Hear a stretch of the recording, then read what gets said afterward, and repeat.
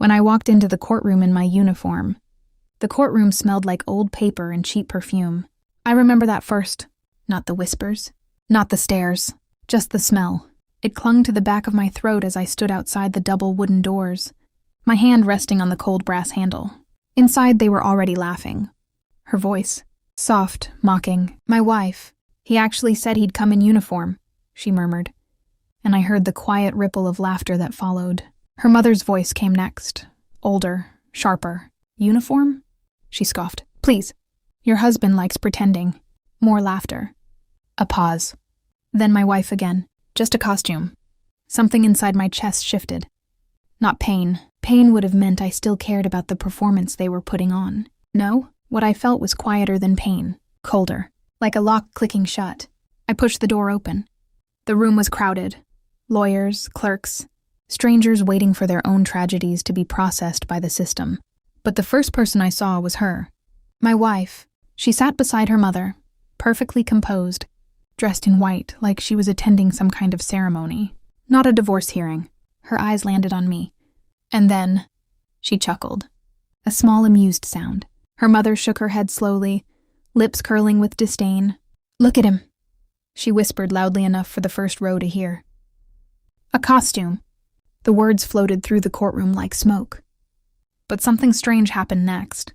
At the judge's bench, a man who had been flipping through paperwork suddenly stopped. His head lifted. He looked at me, really looked, and then his face drained of color. His hand trembled. "My God," he whispered under his breath. The entire room went silent as he leaned forward. "Is that really him?" One by one, people turned. The murmurs began. Because in that moment, nobody in that room realized the truth. Not yet. Not my wife. Not her mother. Not even the lawyers. But they were about to. And when they did, the laughter would die very quickly. 3 months earlier, I had still believed in my marriage. That was my first mistake. Trust is a fragile structure. It doesn't collapse with explosions. It collapses with whispers. Mine started with a message. Not even meant for me. Her phone had lit up on the kitchen counter while she was in the shower. A single line appeared on the screen. "Miss you already." No name, just a number. At first, I told myself it was nothing. A wrong message.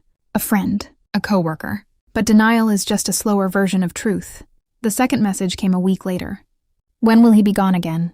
That one didn't leave much room for interpretation. I remember staring at the screen while the kettle screamed behind me. My hands didn't shake. That surprised me. Maybe part of me had already suspected. Maybe part of me had always known. When she walked into the kitchen wrapped in a towel, smiling like nothing in the world was wrong, I simply handed her the phone. She glanced at it, then back at me, and shrugged. "Spam!" Just like that. No hesitation. No fear. Just casual dismissal. I watched her carefully. Her eyes didn't flicker. Her breathing didn't change. It was a good lie, but I had spent most of my life studying people under pressure. Tiny details reveal everything. Her fingers tightened around the phone. Barely noticeable, but enough. I didn't confront her. I didn't accuse. I simply nodded. Probably. And that was the moment our marriage ended. Not with shouting, not with tears.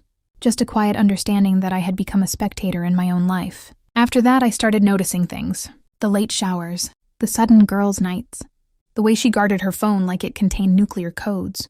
Every lie was small, but together, they built a very clear picture. And once you see the pattern, you can't unsee it. I didn't confront her. That's what she expected. Emotion, anger, desperation. Instead, I became patient. Very patient. I started with the phone records. A simple request through a contact.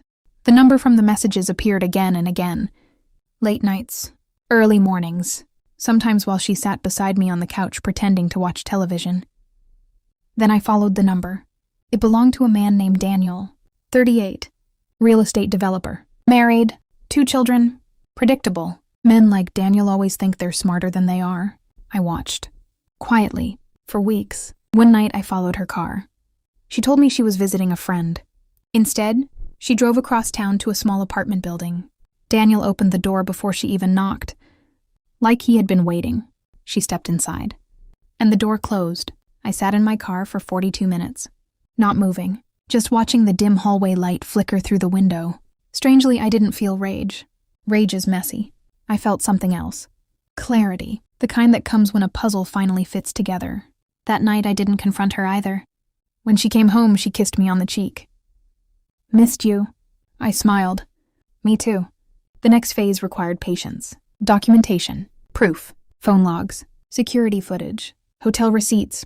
Every piece fell neatly into place. But the real surprise came 2 weeks later, when I discovered something else. Something far worse than an affair. Daniel had been involved long before our marriage began. Years. And the timeline didn't make sense. Not with our daughter's birth. That was when the final test became necessary. A quiet appointment. A simple envelope.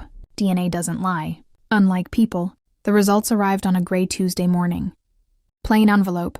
No ceremony, no drama. Just a sheet of paper that changed everything. I read it twice. Not because I didn't understand it, but because my brain needed time to absorb the precision of betrayal. Probability of paternity, 0%. 0. I leaned back in the chair and stared at the ceiling. 10 years. 10 years of bedtime stories. School plays. Doctor visits. Birthdays. Every memory suddenly felt like a photograph that had been quietly altered. My daughter. Not mine. Daniel's. The irony almost made me laugh. That evening I invited my wife to dinner. A small restaurant. Neutral ground. She arrived smiling. Relaxed. Comfortable. She believed she was still in control. Halfway through the meal, I slid the envelope across the table. She frowned. "What's this?" "Open it." She did. Her eyes scanned the page, then froze. Color drained from her face. For a long moment, she said nothing. Finally, That's impossible." I sipped my drink. "Is it?" Her hands began to tremble. "You had no right.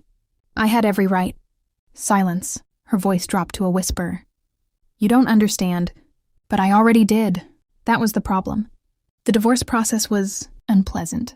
For her, not for me. You see, there was something she never bothered to learn about me, something I never talked about. She believed I was just a quiet man with a dull government job, a man she could manipulate, replace, mock, which is why the courtroom scene amused me.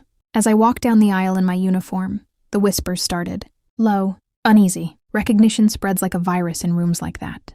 The judge's reaction confirmed it. He knew exactly who I was. He stood. Actually stood. "Mr. Hale." My wife frowned. "Why is he?" Her lawyer grabbed her arm suddenly. His face had gone pale. "Wait." That was when the truth landed. My wife turned toward me slowly, confusion melting into horror. "You never told me." I looked at her calmly. "You never asked." The uniform wasn't a costume.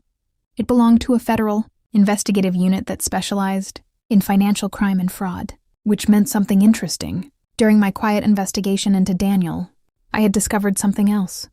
Massive tax fraud, money laundering, illegal property deals. Enough evidence to bury him for 20 years. Guess who had signed several financial documents with him? My wife. The courtroom grew very quiet as federal agents entered through the side door.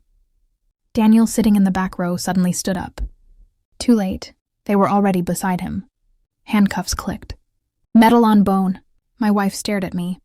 "You planned this." I held her gaze. "No." A pause. "I discovered it. And sometimes, discovery is worse than revenge." The courtroom emptied slowly, like air leaving a punctured lung. Daniel was led away in silence. My wife sat frozen in her chair. Her mother had stopped talking entirely. The arrogance was gone. Fear had replaced it. As I walked past them, my wife grabbed my sleeve. Her voice cracked. "Please, we can fix this." I looked down at her hand, then gently removed it. "No." One word. That was all she deserved. Outside, the air felt strangely clean. For the first time in months, my chest felt light. Not happy, not relieved. Just clear. Some betrayals don't destroy you. They refine you. They burn away illusions until only truth remains. I got into my car and started the engine. In the rearview mirror, I could see the courthouse doors closing. And behind those doors, the life I used to have. I didn't look back. Because the most dangerous thing about betrayal isn't the lie. It's the moment you realize you were the only one telling the truth.